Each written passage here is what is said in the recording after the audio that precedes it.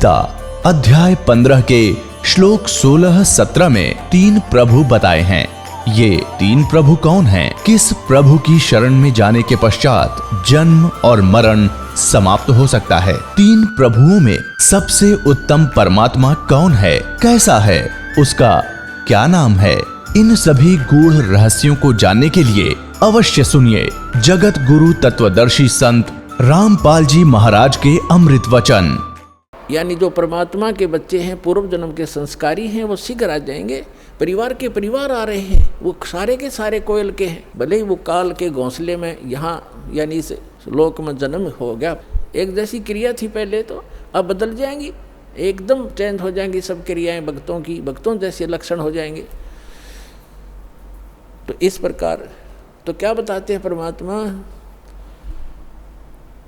जो जन मेरी शरण है ताका हूँ दासे, गेल गेल लाग्या फिरूं जब तक धरती आकाशे। परमात्मा कबीर भगवान जिस समय यहाँ आए हुए थे पृथ्वी पर, जो प्रत्येक युग में एक लीला करते हैं जिसका वेद भी प्रमाण करते हैं, जिसके वेद भी साक्षी हैं कि भगवान ऐसी लीला किया करता है। तो उस लीला में जो दूसरे टाइप की लीला है परमात्मा की, शिशु रूप धारण करके प्रत्येक युग में प्रकट होते हैं। और कमल के फूल के ऊपर, कमल का फूल तो जल पर ही होता है, अंडरस्टूड है कि वो नारायण होते हैं। नार माने जल, आयन माने उस पर आकर विराजमान होने वाले नारायण कहलाते हैं। तो परमात्मा कबीर साहब यानी अमर पुरुष, सत्य पुरुष, आदि पुरुष जिसको कहते हैं, परम अक्षर ब्रह्म, वो ये लीला करता ही करता है। उस लीला को करने के लिए सन 1398 में संवत 1455 ज्येष्ठ सुदी पूर्णमासी को वो परमात्मा सतलोक से चलकर आए थे। और कमल के फूल पर, काशी शहर के बाहर एक तालाब में, सरोवर में विकसित कमल के फूल के ऊपर एक नवजात शिशु का रूप धारण करके विराजमान हुए थे, जैसा कि वो प्रत्येक युग में करते। उसमें नीरू नीमा नाम के मुसलमान जुलाहा थे, वो उठा कर ले गए। वही नीरू नीमा उसी जन्म में ब्राह्मण और ब्राह्मणी थे। गौरी शंकर नाम था नीरू का और सरस्वती नाम था नीमा का। मुसलमानों ने ज़बरदस्ती उनको मुसलमान बना दिया गया था। और वो जिस कारण से पहले वो शिव भगवान के पुजारी थे, शिव जी की कथा करके अपना निर्वाह किया करते थे। और फिर वो सब सुविधा समाप्त हो जाने से वो जुलाहे का कार्य करने लगे थे। और लगभग 20, 30, 40 वर्ष उनको हो गया था वो क्रिया करते, वो जुलाहा प्रसिद्ध हो गए थे। तब परमात्मा उनको शिशु रूप में मिले थे, धीरे धीरे बड़े हुए। और उन्होंने कोई अन्न आहार नहीं किया। बालकपन में कुंवारी गाय का दूध पिया कबीर भगवान ने।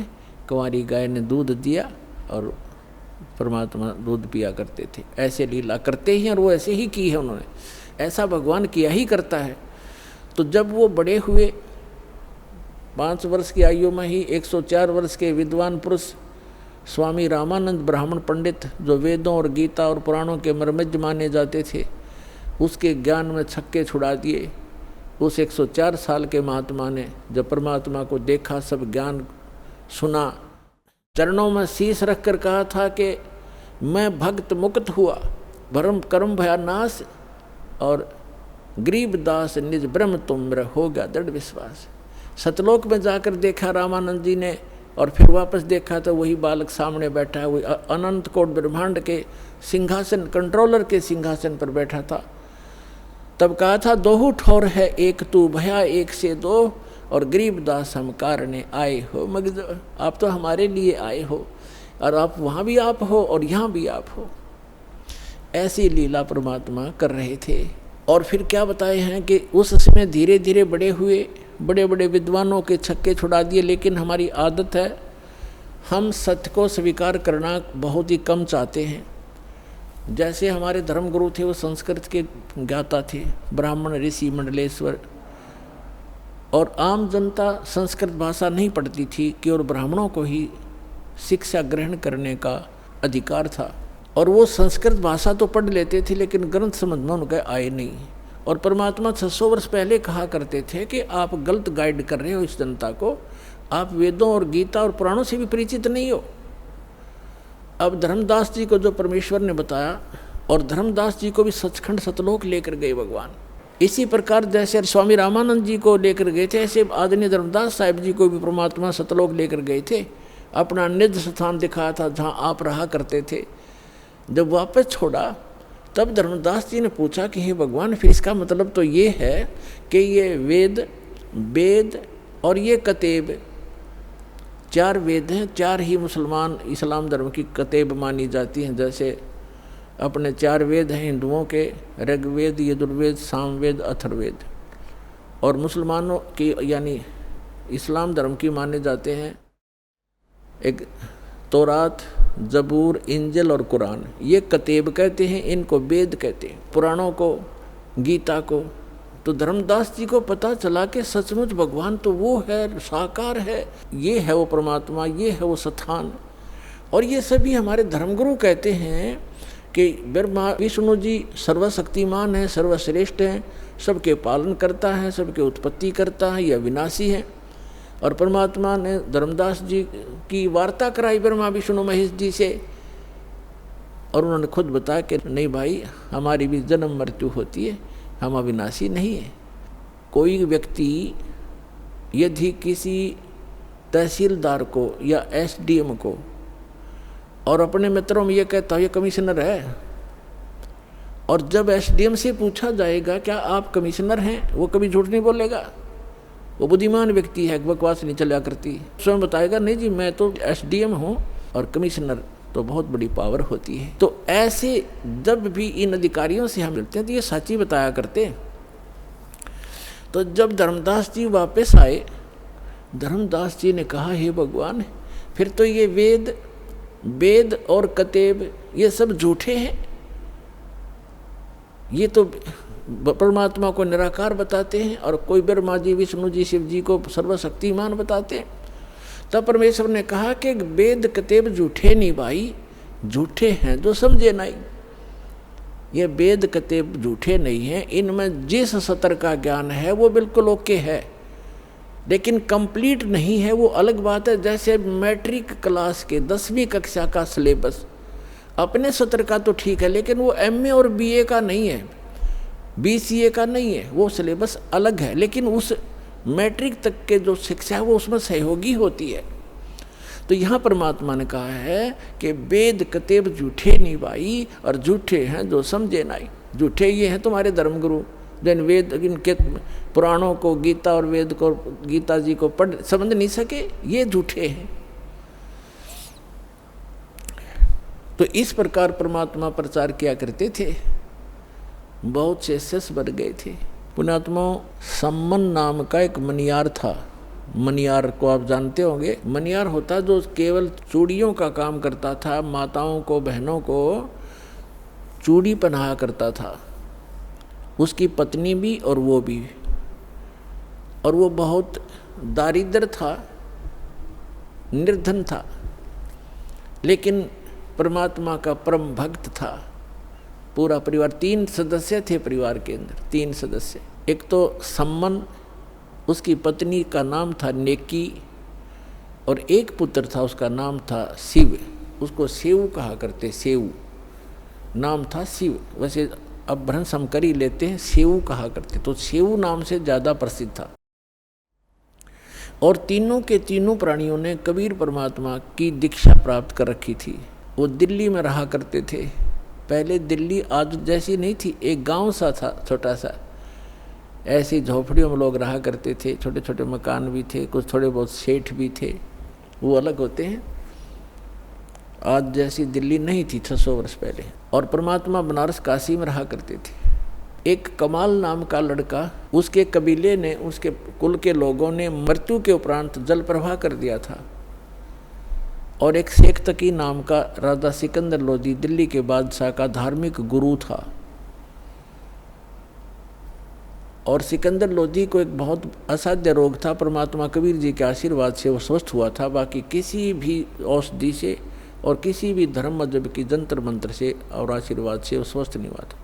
जिस कारण से सिकंदर लोधी परमात्मा कबीर जी से बहुत प्रभावित था और उधर से धार्मिक गुरु उनका सिकंदर लोधी का जो शेख तकी था वो ईर्षा करने लगा कबीर जी से कि ये अब ज़्यादा महिमा प्राप्त होगी है, राजा के हृदय में ये समा गया है, किसी प्रकार इसको नीचा दिखाऊं और राजा मेरी तरफ फिर आकर्षित हो। कहते हैं 2 वजीर 2 फकीर और 2 पीर उनकी कभी आपस में बयान नहीं करती।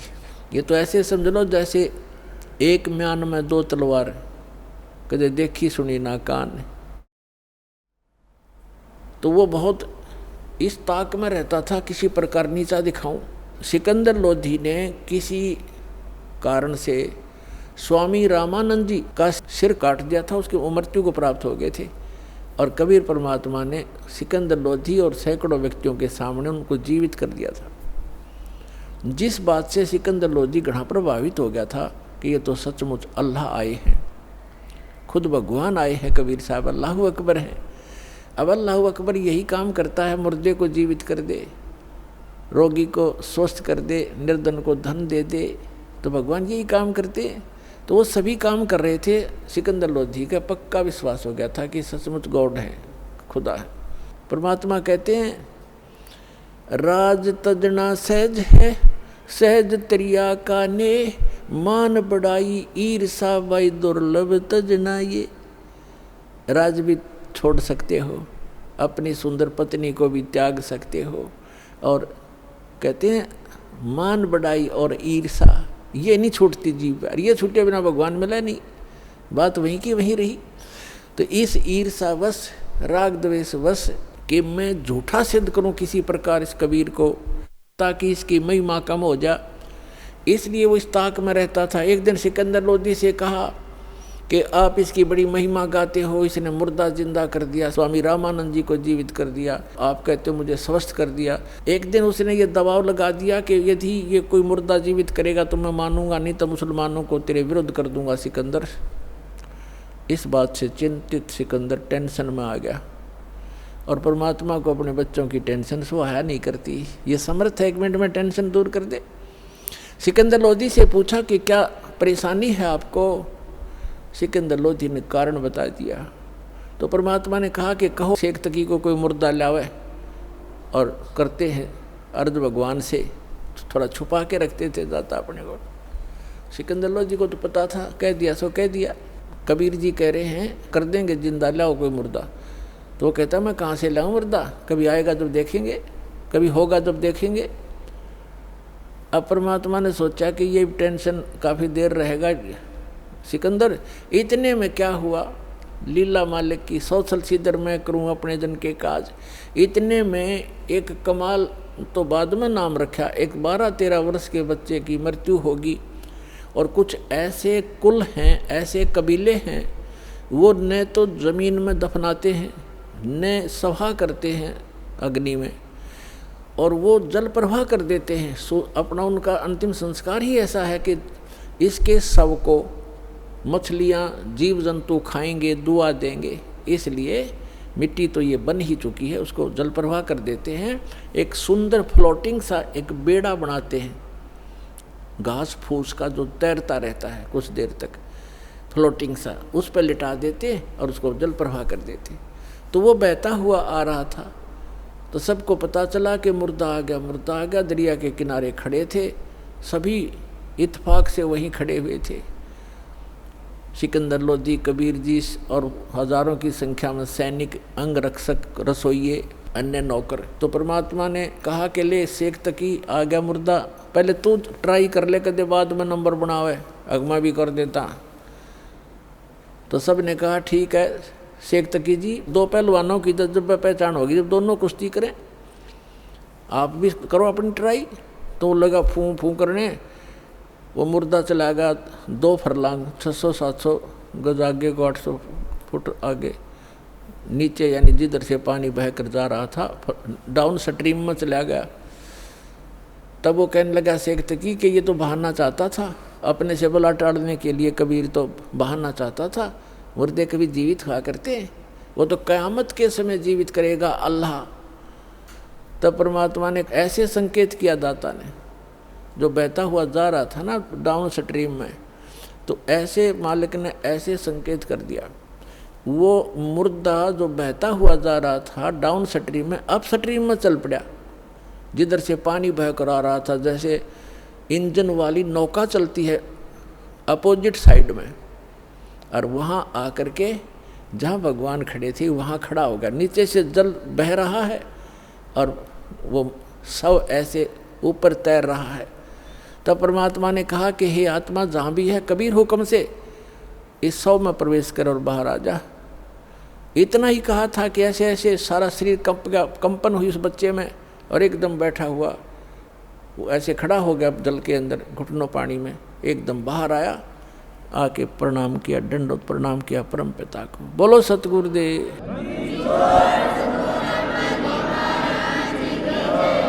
सभी ने ये कहा कमाल कर दिया, कमाल कर दिया। परमात्मा ने उस बच्चे का नाम कमाल रख दिया और उसको अपने बच्चे के रूप में रखा। अब बच्चे को पता नहीं कौन माता थी कौन पिता थे, दाता ने वो बच्चा अपने पास रखा, उसको भक्ति दी। अब क्या है कि कुछ दिनों के बाद परमात्मा के संग रहने से उस कमाल के अंदर अभिमान आ गया। राज तजना सहज है, सहज तरिया का ने, मान बढ़ाई ईर्षा ये दुर्लभ तजना ये। अब क्या है कि परमात्मा लीला करते हैं, वो कुछ एज्ड हो गए लीला में, शरीर में, और वो कमाल नाम का बालक 17-18 साल का हो गया, युवा, भक्ति मिल गई, ज्ञान रोज सुनाई करता, अपने मुंह बोले भगवान और पिता के साथ। वो तो सबका पिता है कबीर साहब, ऐसे तो सबका ही पिता है, सबका जनक है, सबका पालक है। अब ये गलती हो जाती है हमारे से, 4 बातें सीख कर, जो ज्ञान सुनकर हम स्वयं वक्ता बनकर प्रभुता के पात्र बनना चाहते हैं, ये जीव की सबसे बड़ी भूल और दुर्भाग्य होता है। ये संगत भी ज्ञान के अभाव से, किसी को से थोड़े से ज्ञान के वचन सुन लिए दास से प्राप्त, और वो ठीक सा बोलने लग गया, सब उसी की तरफ देखने लग जाते हैं, वाह वाह बहुत अच्छा बोलता है, खाक बोलता है बता। और फिर वही बात बिगड़ जाती है कि गुरु को तजय बजय सो आना ता पशुआ को फोकट ज्ञान। गुरु को छोड़कर अन्य पर आसक्त होते तो वो भी एक फोकट ज्ञान है उन लोगों का, जैसे हम भगवान को छोड़कर इस काल पर आसक्त हुए थे, आज ये दुख भोग रहे हैं। तो इस प्रकार हमने अपने पतिव्रता पद से भी नहीं गिरना है। ज्ञान भगवान का है, बोलने वाला किसी तरह बोल रहा है वो उसका ज्ञान नहीं है, तो उससे आकर्षित नहीं होना चाहिए हमने, नहीं तो फिर हम पतिव्रता पद से गिर जाते हैं, नाम रहित हो जाते। तो कितना ही कोई वक्ता बना फिर जाओ, वो कर्महीन इंसान है जो फिर उसमें महिमा की भूख बन जाती है। यही रोग लग गया कमाल के। बहुत से जो संगत वाले थे वो कहने लगे वाह भाई कमाल, आप तो गुरुजी से भी बढ़िया सत्संग सुनाते हो कबीर साहब से। वो फूल गया, आवा तो किस समय भर दो या तुरंत भर जाती है। अब उसमें यह अभिमान हो गया और फिर नो कहने लगे भी बड़ा सेवा करता है गुरुजी की, तेरे जैसी सेवा कोई नहीं कर सकता। एक दूसरी बीमारी यह होगी, तो परमात्मा तो अंतर्यामी थे, उसको पता था कि ये मरेगा, मूर्ख जहर खाने लग गया। अब संकेतों में समझा करते थे भगवान कि भाई अभिमान चाहे तो धन का हो जा, कोई दान गढ़ा करता है, दान का अभिमान हो गया, मैंने इतने पाठ करा दिए, मैंने ये बनवा दिया, फलान कर दिया। और चाहे कोई नू देखे बड़ा माड़ा फेरा, सारा दिन मंत्र करता रहता, दूसरे उससे प्रभावित होंगे, उसकी प्रशंसा करने लग जाएंगे, वह भी भूल है आपकी, क्योंकि आपकी यह भी कमजोरी है। अब जैसे कोई एक लड्डू खा रहा है और दूसरा न्यू कह रहा, देख 4 लड्डू खा गया, वाह भाई वाह बड़े लड्डू खा गए। अब उसके लड्डू खाने का आपको क्या मिला? आप भी प्रबंध करो 4 लड्डुओं का, जब तब बराबर हो, उसकी खाक प्रशंसा करे, वो भक्ति करे, तुम उसकी प्रशंसा करे, आप भी करो फिर तो ऐसे हम मार खाते। ये कमजोरियां हैं जो दास आपको बता रहा है, जो आपके भक्ति की गाड़ी में पंचर कर देंगी। इन कमजोरियों से बचना ही बचना है। एक वृद्ध व्यक्ति था, डॉक्टर के पास गया और डॉक्टर ने देखा अस्थि पिंजर सा शेष है वृद्ध, तो वो कहने लगा डॉक्टर जी मेरे पिंडलियों में दर्द रहता है। डॉक्टर बोला जी कमजोरी के कारण है बाबा। तो कहने लगा जी मेरी ऐसे सांथलों में भी दर्द रहता है, सांथलों में। डॉक्टर बोला भाई कमजोरी है, कमजोरी वीकनेस। वृद्ध कहने लगा जी मेरे सिर में भी दर्द हो जाता है। डॉक्टर कहने लगा कमजोरी है। फिर उसने कहा वृद्ध ने कि मैं खड़ा होता हूँ, चक्कर आता है। तो डॉक्टर बोला बाबा कमजोरी है। अब वृद्ध ने गुस्सा आ गया, ने बोला तू डॉक्टर है गम चक्कर, एक के बाद जाने कमजोरी है कि मैं और भी बताओगा। तो डॉक्टर बोला यह अभी कमजोरी के कारण है, अपना गुस्सा जो आया ये भी कमजोरी के लक्षण है। ये गुस्सा भी कमजोर आदमी को ही ज़्यादा आता है। तो पुण्यात्माओं, जो दास आपको बता रहा है ये भी कमजोरियां हैं, इनमें से कोई से भी हो वह भी कमजोरी ही है, वीकनेस आपको यानी भक्ति मार्ग में बाधक है। परमात्मा कहते हैं जैसे माता गर्भ को रखे यत्न बनाए, ठेस लगे तो छन्न होवे तेरी ऐसे भक्ति नसावे। जैसे किसी बेटी को, बहन को, माई को गर्भ रहता है तो उसको वो जानती है उस गर्भ को प्रफुल्लित करने के लिए वो कितनी सावधानी बरतती है। किसी बहन को 2-4 वर्ष के शादी के उपरांत जब गर्भ रहता है, अब उसको पता है वो कितनी चिंतित रहती है। करवट लेते समय रात को भी ये चिंतित एकदम फड़क के उठती है, कहीं मेरे बच्चे पर दाब ना आ गई हो, मेरा गर्भ खराब ना हो जा। ऊंचे नीचे पर पैर रखते समय भी बहुत ध्यान से चलती है। खाने पीने की भी वो बहुत सावधानी बरतती है कि कहीं मेरा ये गर्भ रूपी लाल नाश ना हो जाए। तो परमात्मा कहते हैं जिस दिन आपने परमात्मा की असत भक्ति मिल गई तो आत्मा के अंदर आपका भक्ति रूपी वो गर्भ स्टार्ट हो गया उस दिन से। अब यहाँ बताते हैं कि जैसे माता गर्भ को रखे यत्न बनाए और ठेस लगे तो क्षीण होवे, ऐसे भक्ति नसावे। तो ऐसे ये ठेस नहीं लगने देनी चाहिए भक्ति रूपी गर्भ के। ये मोक्ष रूपी लाल बनाने के लिए बहुत सावधानी बरतनी पड़ेगी आप। तो उस कमाल के मन में दोष आ गया। परमात्मा बार बार कहा करते सत्संग में सबको सामूहिक ज्ञान दिया जाता है, प्रत्येक व्यक्ति को नहीं बताया जाता। और जैसे औषधि मुख के माध्यम से गोलियां, दवाई, जड़ी या इंजेक्शन के माध्यम से एक ही स्थान पर लगाई जाती हैं, वो जहाँ दर्द होता है, जहाँ पीड़ा होती है वो औषधि वहाँ काम कर देती है। तो सत्संग के माध्यम से सामूहिक इंजेक्शन लगाए जाते हैं ये वचनों के, और जिसमें जो वीकनेस जहाँ की है उसी का वो औषधि काम कर जाती है। बुद्धिमान उसको समझ जाते हैं, आगे सुचारू हो जाते हैं और वो अपनी कमजोरी को ठीक कर लेते हैं। बुद्धिमान वही होते हैं। इतना कुछ कई बार कहा परमात्मा ने कि जो दान ज़्यादा करता है यदि उसके मन में अभिमान आ गया, कराया नाश हो गया। कबीर साहब कहते हैं तन मन धन दिया तो भला किया, सिर का दासी भार, और जब न्यू कहा कि मन ने दे दिया तो बहुत सहेगा मार। वो तो दिया हुआ तक गया, नाश हो गया, दुर्गति और हो जाएगी तेरी। तो किसी भी प्रकार का सेवा का अभिमान हो जाए, अभिमान तो अभिमान ही है, वो तो नाश ही करता है, भगवान से दूर करता है। लेकिन कमाल की बुद्धि भ्रष्ट हो चुकी थी, परमात्मा के साथ रहकर भी वो अपने ही चलाता था। पुण्यात्माओं, जैसे मन में बहुत सी बातें आती हैं। एक बार धर्मदास जी ने कहा प्रभु हे भगवान, आप कहते हो कि श्री कृष्ण परमात्मा नहीं है, समर्थ नहीं है। श्री कृष्ण जी ने राजा मोरध्वज के पुत्र ताम्रध्वज को आरे से चिरवा के डेथ हो गई थी, 2 फाड़ हो गया था, और फिर वैसा ही बना दिया और जीवित कर दिया। तो कैसे माने ये भगवान नहीं है, सर्वशक्तिमान नहीं है। परमात्मा कबीर जी ने कहा कि मैंने ये कभी नहीं कहा कि ये भगवान नहीं है, मैंने ये अवश्य कहा ये सर्वशक्तिमान नहीं है। भगवान का मतलब मैंने ये कभी नहीं कहा कि ये स्वामी नहीं है, ये प्रभु नहीं है, लेकिन ये सर्वशक्तिमान नहीं है।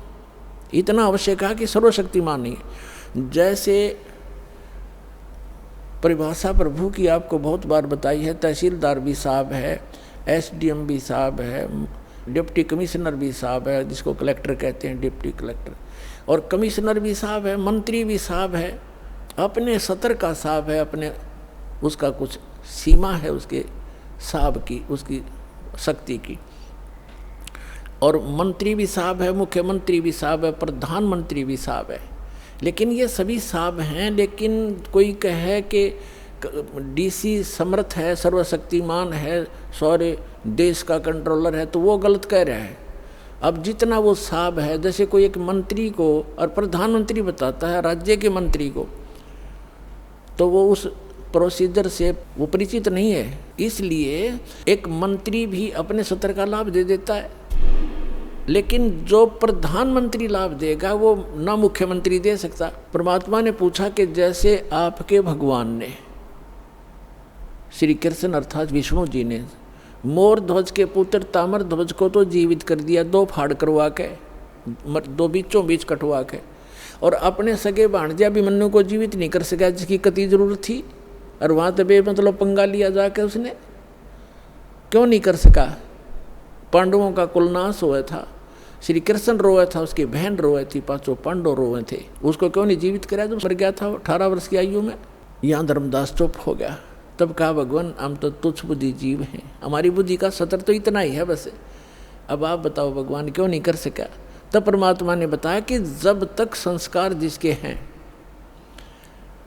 अब उस ताम्र ध्वज की आयु शेष थी और इस शरीर को एक आम सिद्ध पुरुष भी तोड़ कर काट कर फिर दोबारा जीवित कर सकता है। श्री कृष्ण तो उनसे कुछ 21 ही हैं, लेकिन आयु नहीं बढ़ा सकते ये भगवान, इसलिए अभिमन्यु की आयु 18 ही वर्ष की थी। उसी दिन मृत्यु होना तो उसके आगे शेष उसकी उम्र मनुष्य की नहीं थी, इस कारण से श्री कृष्ण उसको जीवित नहीं कर सके।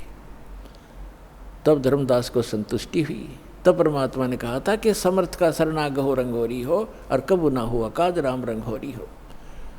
अब यहाँ प्रसंग चल रहा है, इसी प्रकार जैसे अर्जुन को अभिमान हो गया था, उसके भ्रम को निवारण करने के लिए श्री कृष्ण उसको मोर ध्वज राजा के घर लेकर गया था। तो अर्जुन को अभिमान हो गया था कि भगवान मेरे जैसा आपका आज्ञाकारी कोई और नहीं हो सकता, ऐसा सेवक नहीं हो सकता। अब श्री कृष्ण ने सोचा अब इसको मैं कहूँगा तो ये काली मानेगा, रोज इकट्ठा रहना, फिर ये बात बिगड़ेगी। तो उसने कुछ दिन के बाद कहा कि चल अर्जुन, मुझे एक आवश्यक कार्य है, मोर ध्वज राजा अपने पुत्र को राज्याभिषेक कर रहा है, मुझे आमंत्रित किया है, आप भी चलोगे? अकौर जी मैं तो आपका आज्ञाकारी शिष्य हूँ। पांडवों का श्री कृष्ण उनके धार्मिक गुरु भी थे।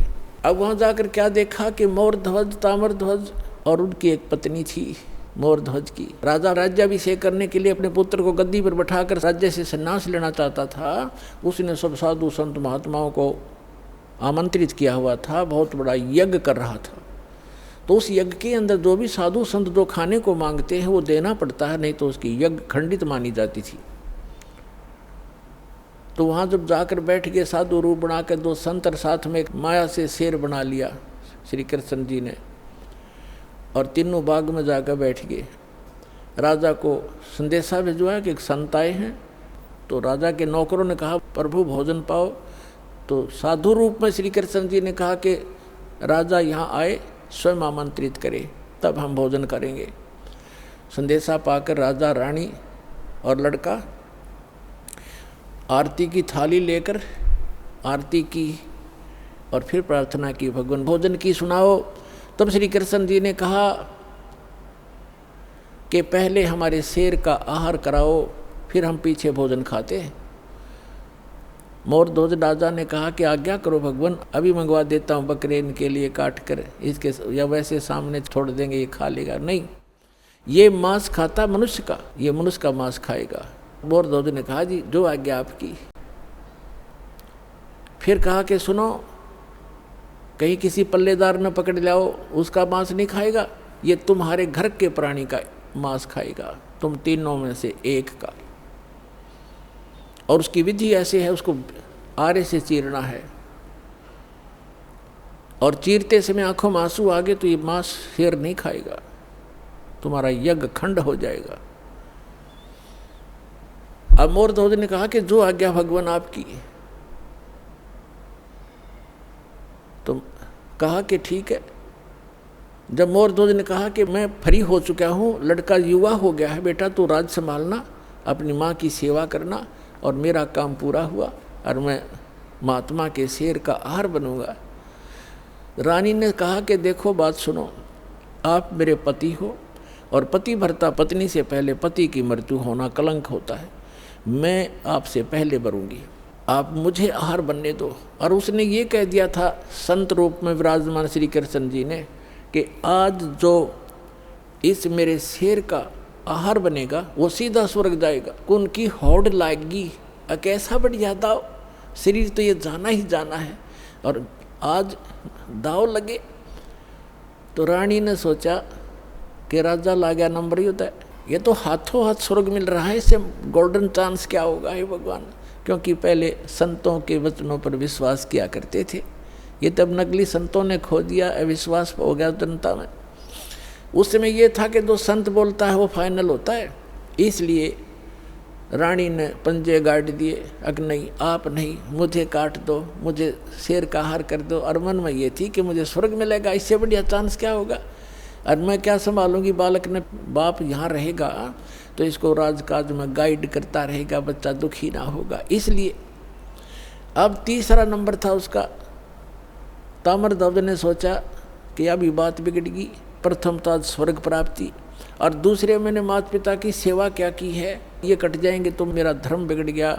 इसलिए महात्मा से खड़े होकर कहा कि महात्मा जी इस दास को चीर दो, मुझे कटवा दो, मैं आपके शेर का आहार बनूंगा। माता पिता मैंने आपकी क्या सेवा की, मुझे पाप लगेगा। लास्ट में उन तीनों ने जो संत रूप में विराजमान श्री कृष्ण जी से कहा कि महात्मा जी आप ही फैसला कर दो हमारा, आप जिसको कहेंगे वही आपके हाजिर होगा।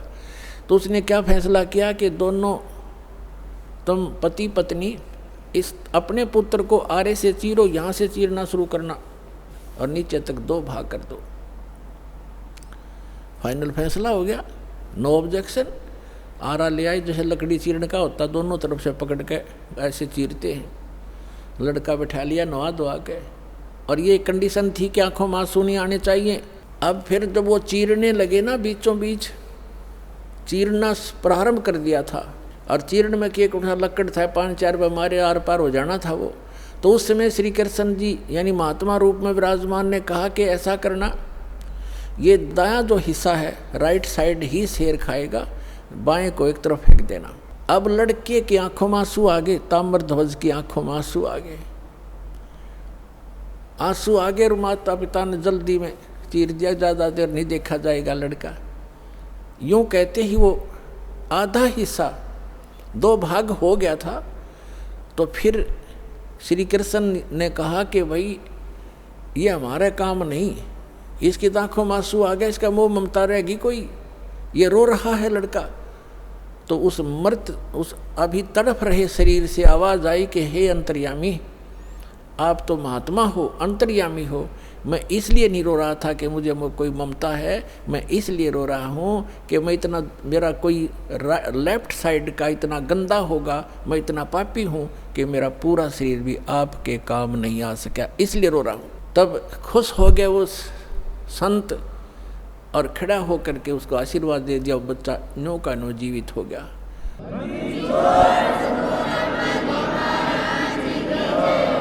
अब जब उसने जीवित कर दिया और कहा भाई मैं तो तुम्हारी परीक्षा लूँ था बेटा, तुम सफल हो गए सारे, श्री कृष्ण ने कहा, और कहा कि मांग ले मोर ध्वज, क्या मांगना चाहता है, तुझे स्वर्ग में भेज दूंगा और बहुत समय तक तेरा स्वर्ग का राज लिख दूंगा, इंद्र की पदवी दे दूंगा। तब उस ज्ञानी मोर ध्वज ने क्या मांगा कि मुझे भक्ति दे दो भगवान, इस राज ने के चाटूंगा तो काल छोड़ना पड़ेगा, वहाँ का भी छोड़ना पड़ेगा। तो जिस स्तर की भक्ति श्री कृष्ण दे सकता था वह मोर ध्वज को दे दी, और लड़के को भी जीवित कर दिया। लेकिन जन्म मरण ना श्री कृष्ण का समाप्त, ना मोर ध्वज और ताम्र ध्वज का, ना उसकी पत्नी का समाप्त हो सकता।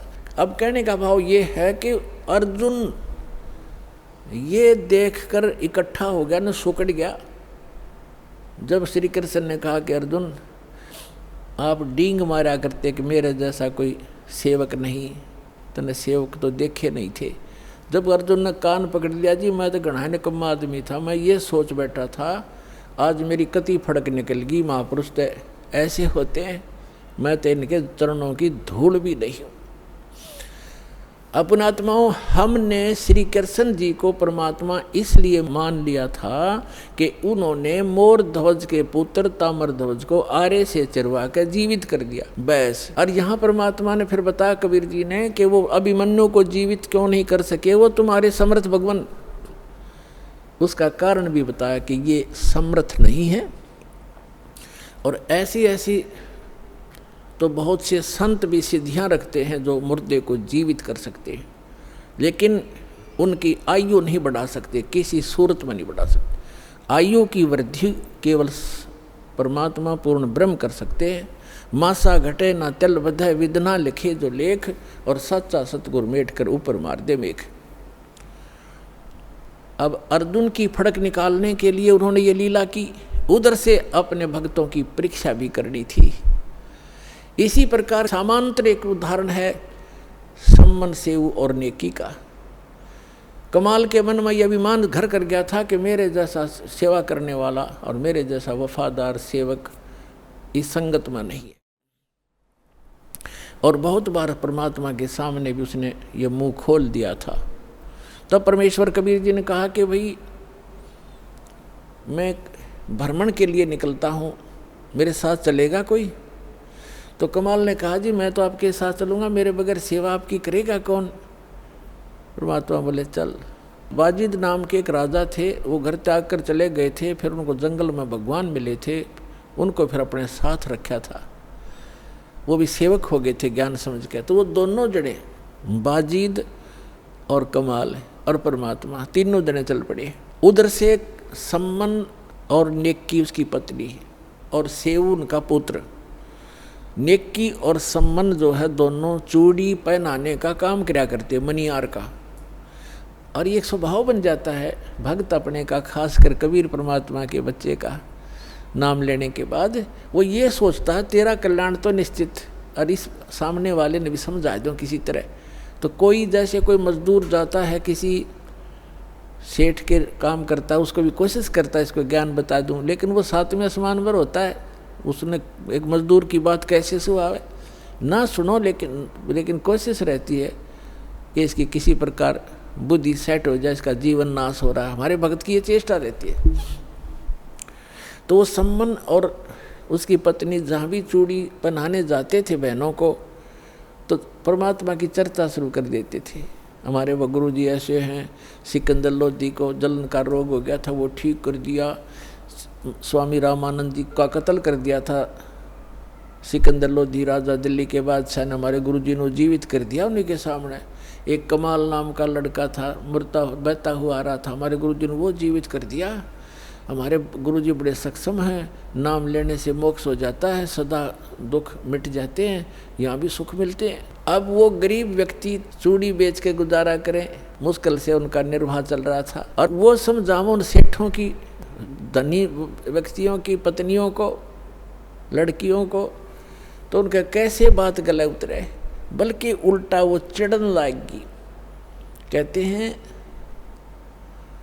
तुलसी पिछले पाप से हरि चर्चा ना भावे, और जैसे जबर के बेगते भूख पैदा हो जावे। किसी का मलेरिया बुखार हो गया हो, उसको काजू किशमिश भी कड़वी लगे, सेब भी कड़वे लगे, रोटी भी कड़वी लगती है। वो रोटी सेब कड़वे नहीं है, उस बुखार ने उसके शरीर की, रोगी के शरीर की व्यवस्था बिगाड़ दी, जिसको मीठी वस्तु भी कड़वी लग रही है। इसी प्रकार पापग्रस्त प्राणी को परमात्मा की चर्चा सुहाया नहीं करती, भाया नहीं करती, अच्छी नहीं लगती, वो दुख मानता है।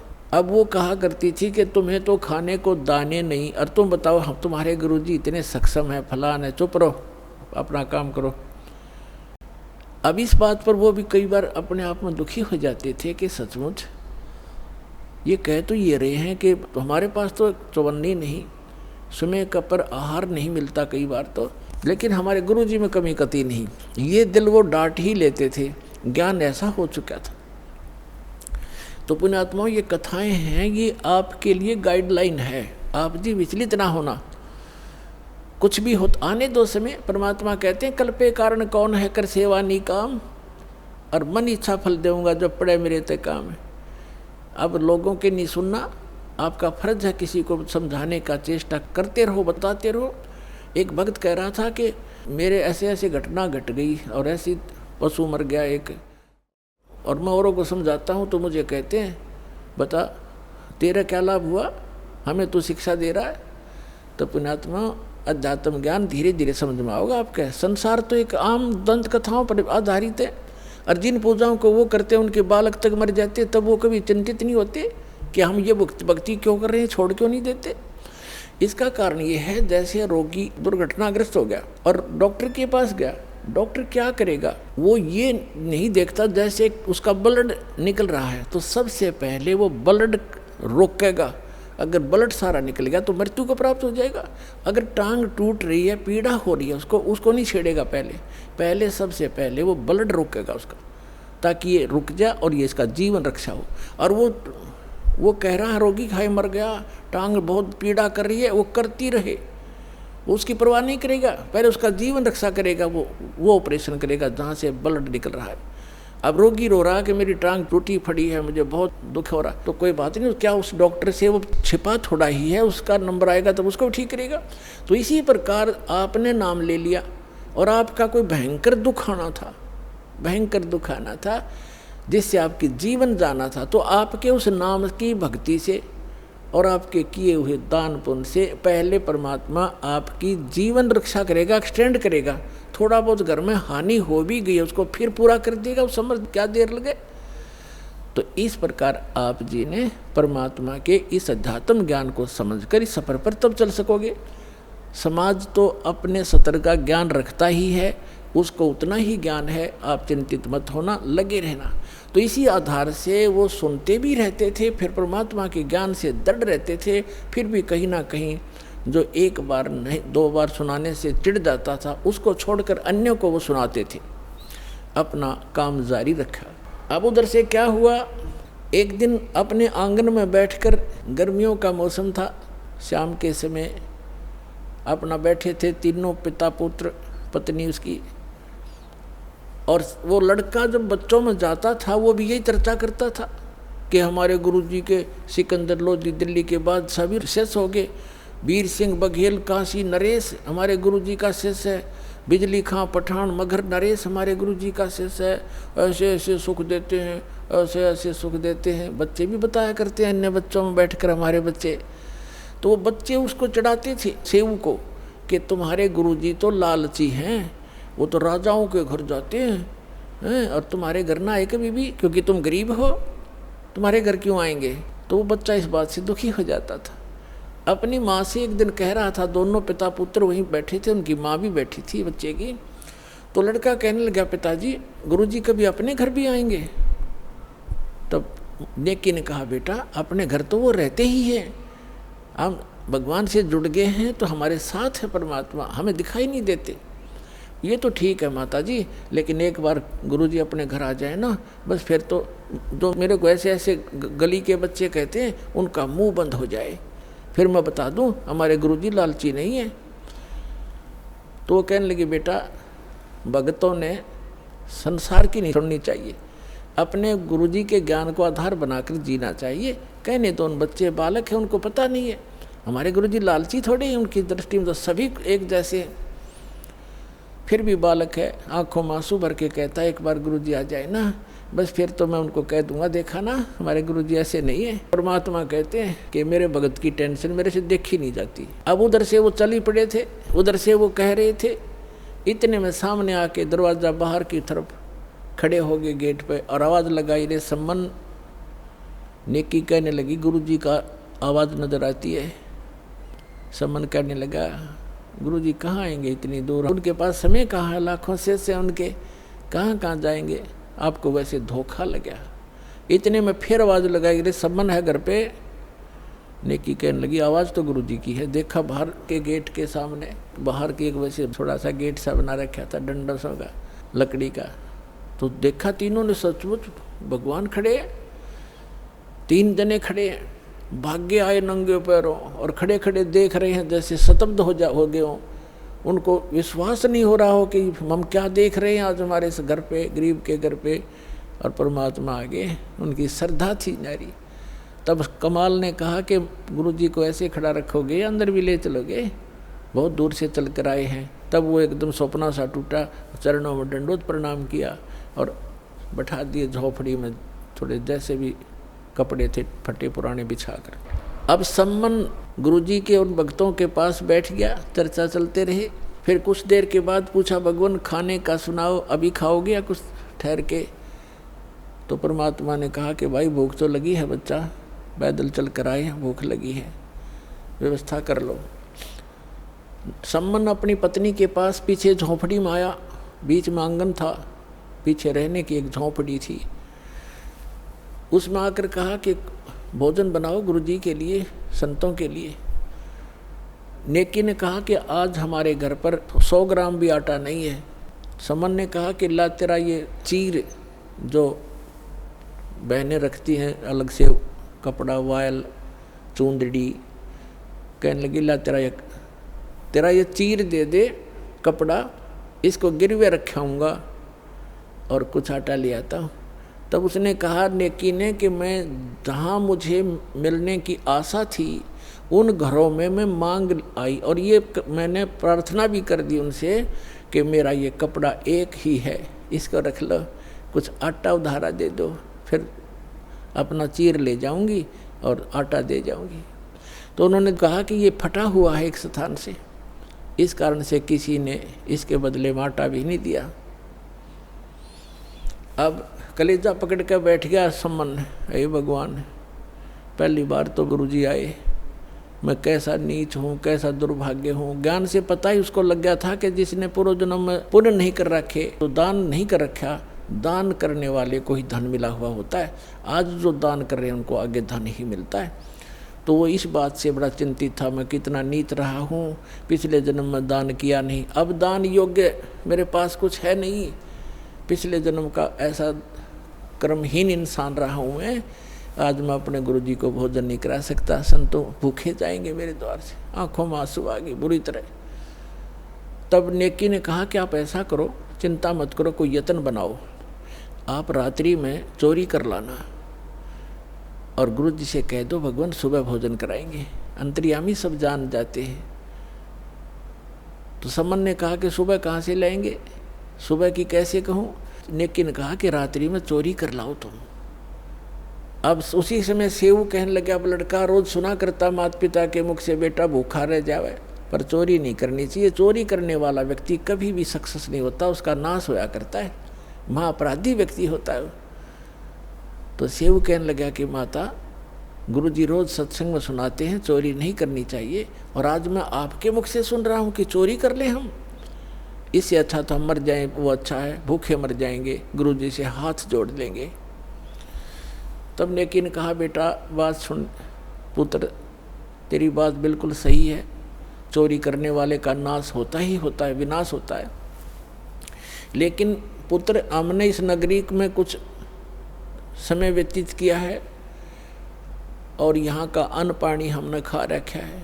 ये बालक हैं नगरी वाले, जानबूझ कर आटा नहीं दे रहे। 2 सेरा 2 किलो आटा, कोई 3 किलो आटा, दुबर होता है। इतने बड़े अरे सेठ हैं ये सारे, पैसे वाले हैं।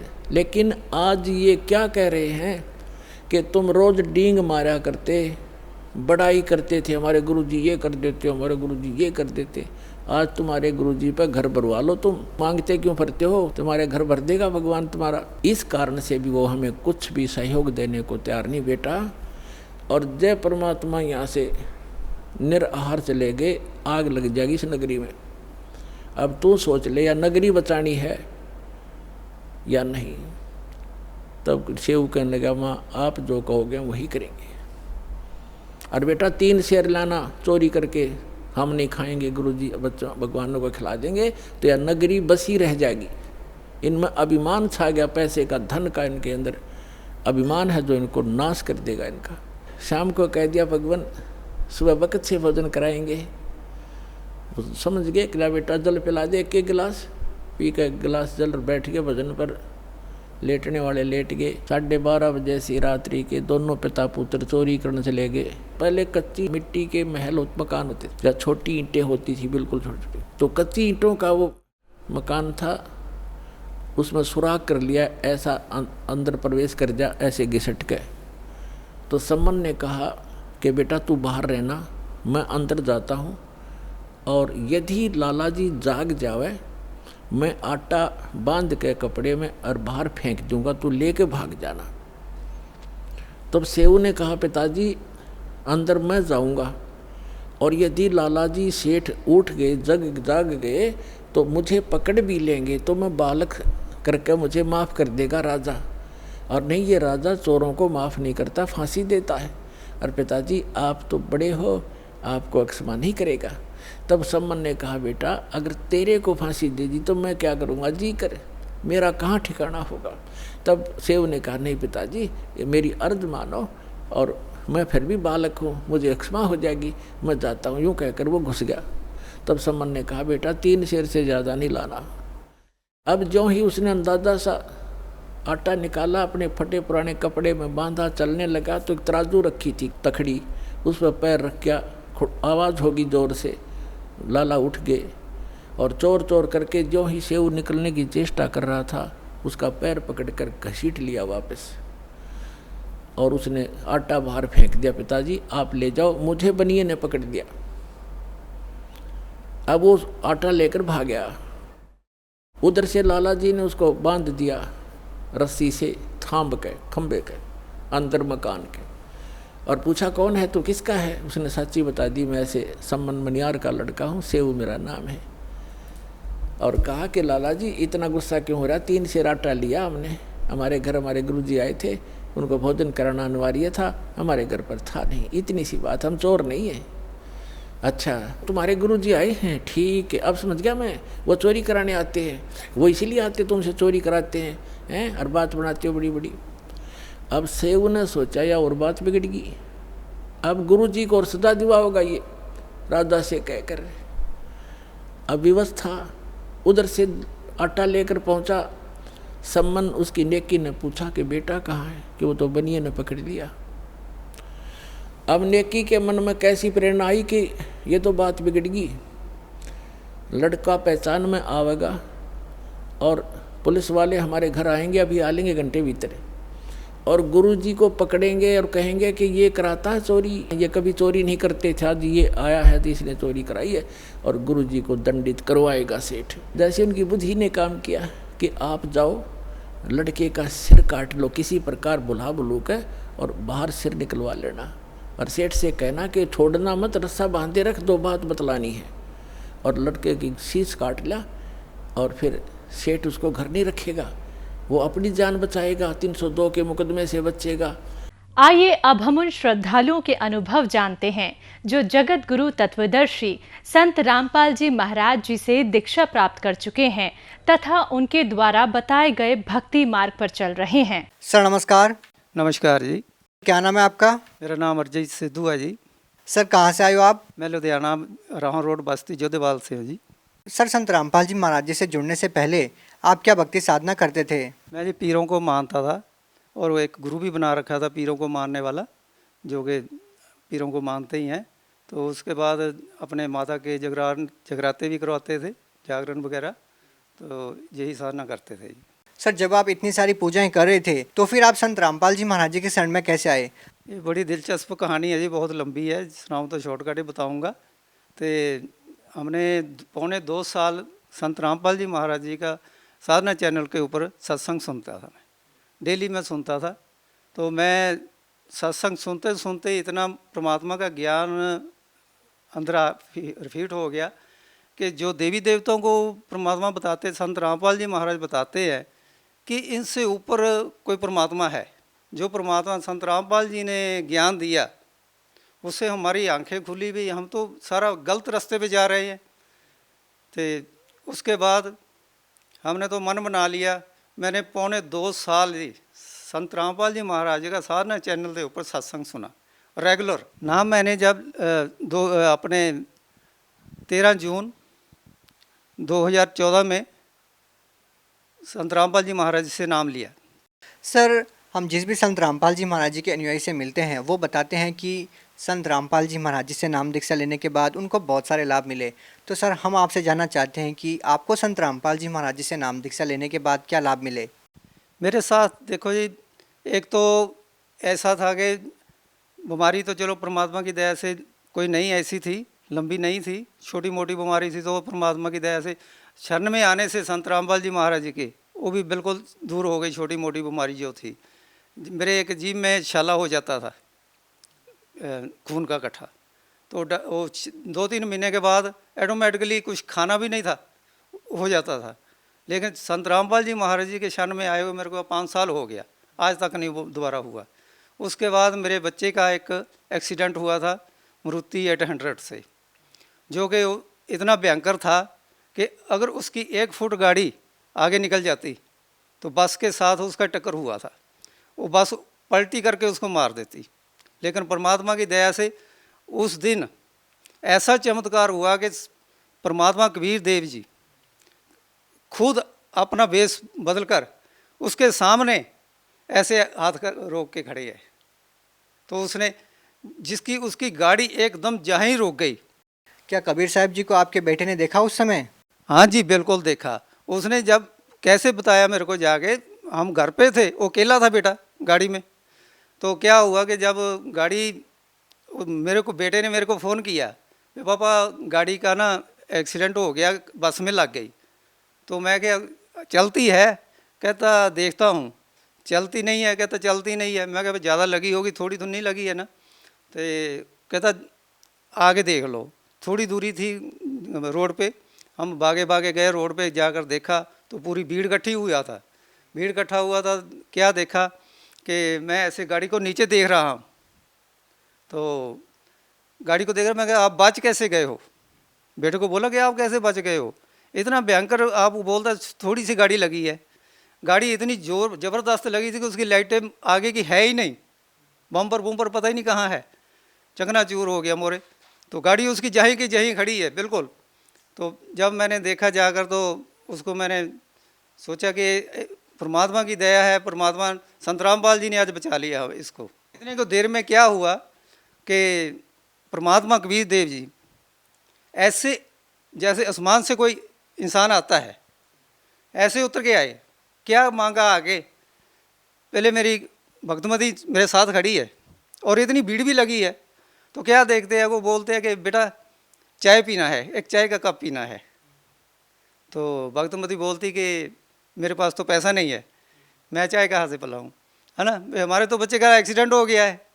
तो वो मैं ऐसे मुंदा होकर पीठ पर तो गाड़ी को देख रहा, क्या देख रहा हूँ, वो जो कबीर परमेश्वर थी मेरे पीठ पे आगे हाथ मारा। इतनी भीड़ के बीच में जिसका नुकसान हुआ उसी को ऊपर आके बुलाया जाएगा। तो मेरे को बोलते हैं कि बेटा चाय का कप पीना है। तो मेरे अंदर ऐसा प्रभाव आ गया, एकदम गुस्सा था, ये हो गया। तो मैं क्या बोल दिया मन में, उसी टाइम बोल दिया कि बाबा आपको चाय की पड़ी है, मेरा इतना नुकसान हो गया है। तो परमात्मा के रूप में संत रामपाल जी ऐसे बोले कि बेटा शांत शांत, परमात्मा सब ठीक करेंगे। तो इतने में क्या देखा, पीछे मुड़ के देखा तो सब कुछ गायब, मुड़ के वो झलक नहीं दिसी हमको। ऐसे परमात्मा के दर्शन हमको हुए। सर और कोई लाभ? लाभ और ऐसे कि देखो घर बार सारा परिवार सब ठीक है, परमात्मा की दया से कोई कष्ट नहीं है, परमात्मा ने सब कुछ दे रखा है, बहुत दया है मालिक की। सर जो लोग उनसे नाम दीक्षा लेना चाहते हैं वो उनसे नाम दीक्षा कैसे ले सकते हैं? जगह जगह पर आज नाम दीक्षा केंद्र खुले हुए हैं, हर ज़िले के अंदर, हर शहर के अंदर नाम दीक्षा केंद्र खुले हुए हैं, बहुत आसानी से नाम लिया जा सकता है। जी धन्यवाद। सत साहब जी।